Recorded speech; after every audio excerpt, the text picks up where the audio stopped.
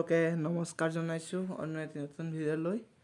আপোনাক মই যোৱাকালিয়ে কৈছিলোঁ নিশ্চয় আজিৰ পৰা ভিডিঅ' আপলোড কৰিম বুলি, সেইবুলি এটা নতুন টপিকত লৈ আৰম্ভ কৰিছোঁ।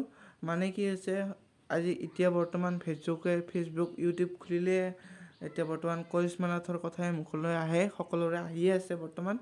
মানে কি হৈছে, এটা কৰিশ্মা নাথৰ বিতৰ্কিত পষ্টটো হৈছে কি কৰিছে, কৰিশ্মা নাথে জুৱা খেলাৰ প্ৰমোচন কৰিছে। ইতিমধ্যে আপোনালোকে এইটো গম পাইছে নিশ্চয়। আছাম কামাণ্ডৰ বীৰংগনা ভাৰপ্ৰাপ্ত বিষয়া পাপৰি কলিতাক চাকৰিৰ পৰা নিলম্বিত কৰিছে এই জুৱা খেলাৰ প্ৰমোচন কৰাৰ বাবে, আৰু কিছুমান ইউটিউবাৰক নটিচ প্ৰদান কৰিছে। সেইদৰে আমাৰ কৰিশ্মা নাথক আৰু এইবাৰ সকলোৱে কৰিশ্মা নাথ বুলিতো সকলোৱে বুজিয়ে পায়, ভাইৰেল হৈছিল, বেছি দিন হোৱাই নাই। সেইটোৰ কাৰণে বিতৰ্কিত পষ্ট কৰিছে। জুৱা খেলাৰ ৰামি এপ বুলি কৈছে কৰিশ্মা নাথে, তাৰ পৰা পইচা ইনকাম কৰিব পাৰি। তাৰে ওপৰতে বিতৰ্কিত পষ্ট হৈছে, সকলোৱে বহুত ধৰণৰ নিউজ বনাইছে। তাৰে এটা মই নিউজ পালোঁ, আপোনালোকৰ আগত বেছি ভিডিঅ'টো মই লম্বা নকৰোঁ, ভিডিঅ'টো চালে আপুনি বুজি পাব। চাওক। ধিক্কাৰ কৰিশ্মা নাথ। নাগাৰা নামৰ পৰা জুৱা খেলত নামিল কৰিশ্মা নাথ। নাগাৰা নামৰ পৰা চিনেমালৈ, চিনেমাৰ পৰা জুৱা খেললৈ, সৰ্বত্ৰে বিচৰণ কৰিশ্মাৰ। জুৱা খেলৰ এড দিবলৈ অকণো লাজ নালাগিল নাগাৰা নামৰ শিল্পীগৰাকীৰ। চাওক এই ভিডিঅ'টো। হেল্ল' এভৰিৱান, আপোনালোকৰ সকলোৰে খবৰ ভালনে? আৰু আজি মই এটা নতুন এপ্লিকেশ্যন লৈ আহিছোঁ, যাৰ জৰিয়তে আপোনালোকে ঘৰতে বহি টকা ইনকাম কৰিব পাৰে। আৰু এই এপ্লিকেশ্যনটোৰ নাম হ'ল ৰামি মাৰ্চ। আপোনালোকে এই এপছটো একেবাৰে বিশ্বাসযোগ্য হয়। আপোনালোকে যদি বিশ্বাস নকৰে তেতিয়াহ'লে মোৰ ওপৰত দিয়া স্ক্ৰীনশ্বটবিলাক চাই ল'ব পাৰে।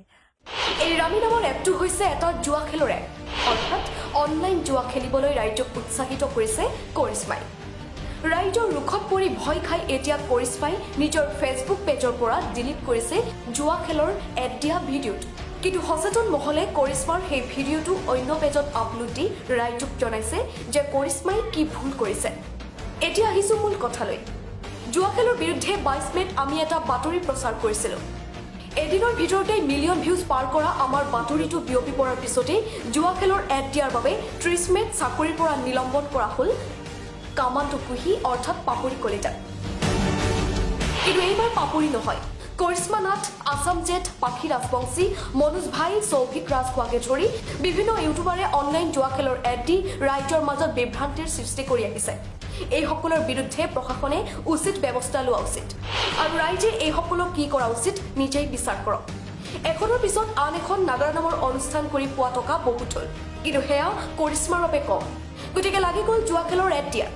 কেইটামান টকাৰ বাবে নৱপ্ৰজন্মক বিপথে পৰিচালিত কৰি জুৱা খেলৰ এড দি টকা খটৰ পথ বাছি লোৱা কৰিশ্মাৰ এই কাণ্ড গ্ৰহণযোগ্য বুলি আপুনি ভাবেনে? হয়তো এই কথা কোনেও মানি ল'ব নোৱাৰে। ছ'চিয়েল মিডিয়াৰ জৰিয়তে জনপ্ৰিয় হৈ পৰিছিল কৰিশ্মা। নিশাটোৰ ভিতৰতেই নাগাৰা নামৰ নিজস্ব শৈলীৰে সকলোকে কৰিছিল মন্ত্ৰমুগ্ধ। নাগাৰা নামক পুনৰ নৱপ্ৰজন্মৰ মাজলৈ আনি সকলোকে আগ্ৰহী কৰি তোলাৰ বাবে কৰিশ্মা নাথক মৰম কৰিছিল সকলোৱে। সেই মৰমক ধৰি ৰাখিব নোৱাৰিলে কৰিশ্মা নাথে। আন ইউটিউবাৰৰ দৰে কৰিশ্মাৰো একেই ভুল। নাগাৰা নামৰ জৰিয়তে ভক্তিৰস বিয়পোৱা কৰিশ্মাই জুৱা খেলৰ এড দিয়া কাণ্ডত ক্ষোভিত সচেতন মহল। News x report, any time India.